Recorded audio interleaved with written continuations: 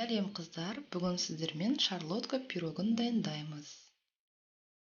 Ол үшін 3 жұмыртқаға 1 кесе қантымызды қосып, жақсылап араластырып аламыз.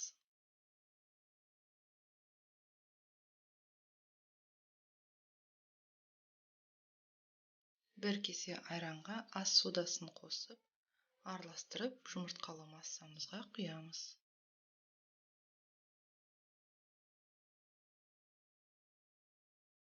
Ерітілген май саламыз.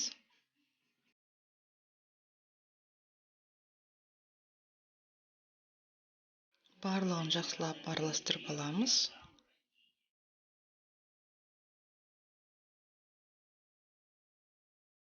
Қою масса болғанша үстіне ұн қосамыз. Егерде ұнын көп қосып қойсаңыз, пирог тығыз болып шығады.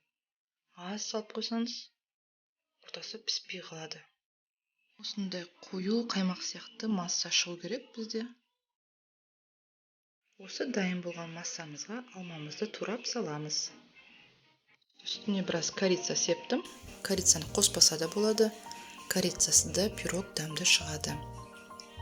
Дайын болған массам барлығын араластырып, 180 градус пешке 20-30 минутта пісіріп аламыз.